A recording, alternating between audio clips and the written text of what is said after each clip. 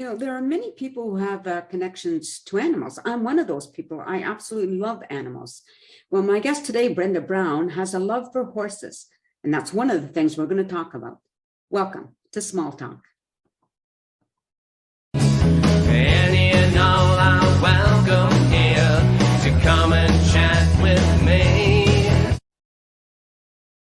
Hi, everyone. Well, my guest today is the owner of Mystic Waters Ranch, something I'm really anxious to learn about. Welcome to the show, Brenda. Thank you for having me. Oh, it's my pleasure for sure. So what I did at the top, I mentioned to the audience that you have a love for horses, but in a different way, not just like your girl love horse bit. You do something special, don't you? I believe I do. Well, as far as I know, you do. Mm-hmm. Yeah, I connect with horses on a deeper level than just using them as a way of fulfilling our needs to be transported or to go to shows or to pleasure ride. It's a deeper connection. And so how does that connection take place?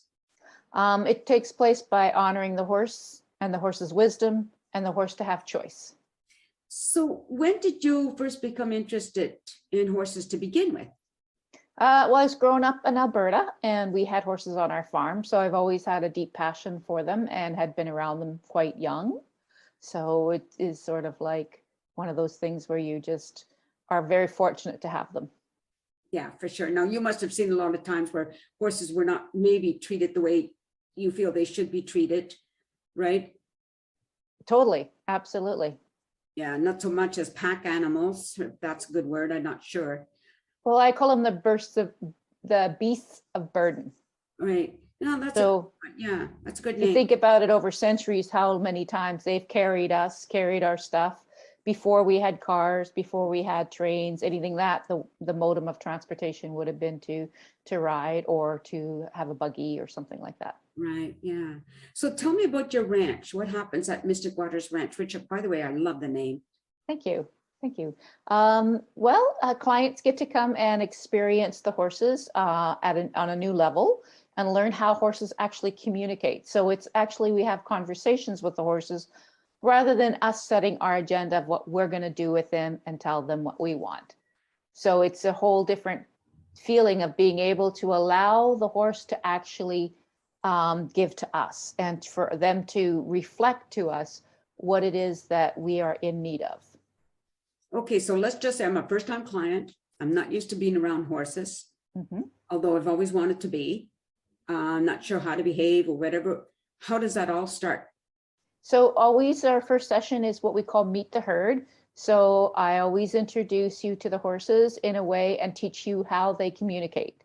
So we will go out and we'll meet each of the horses and we will get you to take notes on what you sense, feel about the horse, what kind of personality this horse has, or maybe what kind of medicine or how you feel in your body when you're with them. Okay. So what are some of those things that people see or sense or feel? So sometimes they will feel that the horse is looking very deeply into their soul. They may feel like this horse is a character or kind of funny or very strong and grounded or very light or balanced in their energy. They can feel some emotions starting to whelm up in their heart when they're with them. So something deep comes up. So the horses kind of like to really reflect what's going on in your energy field because they read energy or vibration as their first language. I totally 100% believe that of all animals, right? Horses are a little different because they have a bigger heart and a slower heartbeat. Oh, okay. So, a dog and a cat, they feel your love and they give you a lot of love and attention and stuff like that. However, horses don't need us the same way as the dogs and cats do. Okay. And they won't, they will read our energy and our attention and reflect it back in each moment. So they become like a mirror for us. And because they have such a large heart, which is 5 times bigger than us, they actually have this ability to bring us into their energy field and their, what we call parasympathetic, the rest, repair, digest. Horses eat a lot for, long periods of the day. Mm-hmm. So they constantly have to be digesting. So they need to be into that rest digest. And that is where we will heal, not when we're in our sympathetic fight flight. Okay. So they help us to calm down our heart rate. They keep it. That's why people with anxiety come and they feel so much more at peace and grounded when they're with the horses, and they can just be standing in front of a horse and this will be happening. Wow. So when did you first realize that you had that ability to read the horses, to communicate with them? Well, it's been a journey over many years. I used to have a riding stable and I had one of my horses kind of tell me to keep taking him home all the time. And I thought it was a little crazy. It's like, what's going on here? Until one day it was really clear it was actually him telling this, and there was no mistaking. So that was kind of the first real glimpse that they communicated on that level. And then as I went through my journey through natural medicine and working in a naturopathic clinic, I learned a whole lot of different techniques and different modalities and things like that. And then I really felt the draw and the call to the horses again. And that's when I started Mystic Waters Ranch. And the whole goal was to create a healing environment with the horses. So how long ago was that? When did you start the ranch? I started the ranch in 2011. And then it took me till 2014 to find the FEEL program, which is the facilitated equine experiential learning approach. Okay. So how many horses do you have there? We have 6. And so how often are you open, like every day? How does that work? If I want to go, and communicate or feel with what the horses want to give me or whatever, how would I go about it? So if you wanted to book a session, you would communicate with me on what your time frame is. Sessions are 90 minutes. Okay. And so what we would do is we would kind of set up a time. I like to keep Sundays open, but sometimes I work Sundays depending on if I'm doing a training or a weekend workshop or a course or something like that. So, but usually Monday through Saturday, during the day, not usually at night, because that's when the horses are resting and stuff like that. So, in the summertime, we have a bit longer period of time because we have more sunshine. So. Now, do you get mostly adults or teens, or does it run the gamut? It runs the gamut. I get, but I'd have to say mostly women are the people that usually are the ones that want to do the self-improvement and the healing. I get a lot of men as well too, because they don't have to talk about what they went through with the horses. The horses just read it and help them through it. So it's amazing to see how they can help somebody really embody their really authentic self, not their wounded self. Can you give me now an example of what changes made in becoming somebody after the sessions? So after the sessions, a lot of times they have more of a sense of feeling of peace in their heart and their soul. Mm-hmm. They're a little bit more aware that horses see emotions as information rather than that they're bad or good. And so we teach them how horses learn how to move through the emotions with fluidity. Right. So they feel like they have tools, they have ways of being able to go through this everyday life. So when something happens, it's not like we want to clear and get rid of, we want to clear the old emotions that no longer serve us, but we also want to be able to take the emotion as it comes up in each day and each moment and be able to know whether we can set a boundary or move to safety, or we need to release something or whatever in that moment, so that we can come back to grazing, as we say. The horses are back to grazing and neutral. I find humans like to be either really high or really low, and they don't know how to just be at homeostasis or balance. Do you ever get somebody who comes in very negative for whatever reason and then just totally changes? Yeah, they can be extremely skeptical, and I'm just like, that's great. I love skeptic because it's not me that convinces them, it's the horse. It's the way they feel in their body. Right. When they leave. Yeah, a lot of them will kind of, and guys sometimes have that very logical, well, I don't know how this horse is going to help me. And it's like, okay, I don't know either. We'll just wait and see. And how do you feel in your body? And so it gives them permission to go into their body and feel and sense the emotions of their feeling, and then release them without having to talk about them. And so they feel better. They feel like sometimes a weight has been lifted off their chest. They can talk to the horse in their mind or out loud, and then they get a feeling of relief and a sensation in their body that they can actually come back to at any time they feel stressed. They can go, oh yeah, I remember what that horse said or what the horse did. Oh, wow. That is, I love it. Makes me want to giggle in happiness. I don't mean it in a bad way, you know? Wow. Mhm. I'm just wondering, because, you know, I heard people say so many times, like those, not just about horses, but in animals in general, oh, they're just an animal. And how do you counter that? Like, you know, because if you just look and listen and be quiet, you'll pick it up, right? Mhm. That they're more than just what you see. And a lot of times these people, if they have their own animals, they kind of like, well, don't you talk to your own animals? Don't you say, come on, you want some food, and they follow you? Or, you know, they tell you when they're hungry, and, you know, they have different ways of communicating. Dogs, I mean, our cat cries and meows at us when he wants out or when he wants food. And, you know, I'll follow him. I'll say, tell me where you want to go. And he'll take me to the food, or he'll take me to the door. And it's like, isn't that communication? Yeah. Right? Yeah, exactly. Yeah. It's a simpler form of communication, but it's a form of communication. Mm-hmm.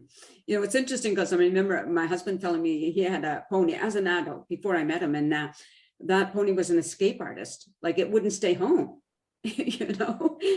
So you have to wonder, had somebody bothered to try to figure that out, why that animal keeps leaving home, Mm-hmm. right? Yeah. Yeah. Wandering spirit. Do you ever have a horse that's like that just wants to? I've had horses that were like escape, but they didn't leave the property. They would just escape onto the grass. Oh, okay. Just I that. had one that, you know, those links that you got, and you got to twist them to lock them. Yes. Yeah, I had one horse that could undo that. Well, I've seen that. I've seen it on television where they show a horse unlatching and doing all kinds of clever things, right? Yeah. That's why I tell people all the time, animals are more than just, well, we're animals, and think about it. Yeah. Right? Just because we can communicate verbally. Yeah. And you know, we say that 7% of our communication is verbal. That means 93% of our communication is nonverbal. And yet we rely so heavily on verbal. So it helps them to come back into the nonverbal. It comes into their sensations and their feelings that they have shut out. Mm. So, you know, a lot of people will walk into a room and sense the energy in a room without even thinking about it. Yeah. Well, performers know that. Stage performers, I think, pick stuff up like that, right? Yep. Yeah. So tell me about the different personalities of your horses. Well, I don't want to give too much away, because if I do, then when somebody comes, then they'll go, well, I heard this, so this horse is this, right? So I kind of like to leave it a little bit more for the client to be able to come out and, you know, get their reading, and then it helps them to trust their intuition again. Good point. Now, where are you located? We're in South Surrey. We moved here just in June from Langley, so we're about 10 minutes from our old location. Yeah, so we're not too far. We're right in Zero Avenue, so we're right on the border. Have you only ever had 6 horses? Have you had more or? In the past, I've had more, but not when I'm doing the work. Okay. Yeah. All right. This is enough for the property that we had before. This is enough for the property that I had now. When I had my riding stable, I had up to 19 or 20 horses. So. Okay. So where do your horses, where did they come from? Did you breed them? No. 2 of them were my boyfriend's horse. 2 of them were our boarded horses from the same lady. And then 2 of them are mine. And then they were both from rescues. Oh, okay. Now do they get along with each other? We have them in like mini herds. So the 2, everybody that owns the 2 keeps their horses together, so that if there's any interruption or any problems, then those, we know whose vet bill it is. Right. So now I'm just thinking about, although you're working with horses, you're working with people. Yeah. To heal, right? You help them through that process? I sort of support and create a safe container for them to explore what they need to explore within them, so that they can come to their own healing awareness and epiphanies. It's much better when they get it rather than me tell them. So that's why it's nice, because when you hear it straight from the horse's mouth, it's kind of hard to argue. I just have to laugh because we use that expression, right? But you really a real way. So now, as a field facilitator, I'm trying to read some of the things you wrote here. As a field facilitator, equine experimental learning facilitator, and trainer, you co-create graceful with your horse's partners. right? Mhm, Right, bringing mhm. love and compassion along. Absolutely. Absolutely. The horses have such a large heart that you can't help but feel their energy and their love. They also create this electromagnetic field around us that is very strong. And so they actually can help us train into their field, their energy field. Right. Now, do you have an opinion about people who have horses for, let's say, racing them or for the parts of the rodeo? For me, I'm not here to judge them. They're on their journey with their horses, the way that they work with their horses. I'm not here to say whether it's good or bad. Some of those horses love that kind of work. Some of the horses wouldn't want to do therapy. Oh, I see. Okay, very good. So, Yeah. it's not for me to judge what's right or wrong for somebody or some animal. It's up to them to judge. Mm, So we give our horses choice. That's the only thing that I ask, is that they kind of listen to the horses and give them a bit of choice. I like that. Mhm. I like that because I used to work at security at one of the fairgrounds, and I remember this young girl, a rider, who was hitting her horse, and the minute she saw me, she stopped. And I told her, "You do that again, and I'm reporting you." Because I don't know a lot about horses, never did, wasn't around them very often, but just sense that it wasn't right to be doing that, right? Mhm, mhm. So if There are other ways to get their horses' attention yes, and to find out why the horse is reacting the way it is. yes, And sometimes it's just because it's in a fight flight. I mean, it still has instincts, right? So it's still, like you say, it still is an animal, but it's more than just an animal. It is a being, a sentient, especially my horse. They're sentient beings. They feel, they know, they experience, they communicate. So, we're just giving them an opportunity to be able to share their thoughts, their wisdoms, their ideas, what they like, what they don't like. that must be a marvelous experience for anybody. It is. It's very beautiful. Yes, I can only imagine so. So you'll have any events coming up, like in all that healing situation I'm talking about, of course. Yeah. So I'm starting a field training in April. We were also just finishing a training. So I have 6 students in a training right now, which will finish in the beginning of April. And then I start one in the middle of April, about the 20th. So how long do the training sessions last? The training's 6 months. Okay. So it's an intensive. So there's 3 weeks on site. So one in the beginning, one in the middle, and one at the end of the training. Mhm. And then horse activities and practicums and other things they need to do to certify so that they can come and do what I do with their horses. Nice. Okay. So can you tell me part of what happens during that training? So they get to experience the activities, the foundational pieces of feel. Mhm. And then they start to facilitate their students that are there in their classmates, so that they get a chance to start to step into that role of facilitator. Right. And and then we also do a 3-day psychotherapy piece where we bring in a psychotherapist that is also field trained to help them to understand how to work with clients if they have certain hypo reactions and things like that. Right. Wow, that's so cool. Yeah. And then at the end, they have to do a 1-day workshop with the horses. Oh, great. Okay. Well, we're going to end that there. I want to be there. Well, you'll have to come for a visit. You're not too far. You're in Chilliwack. Yeah. I don't drive. I'd have to make arrangements. But anyway, this has been, gosh, I hope people check it out. Oh, that was another thing. Do you have a website for people to go to?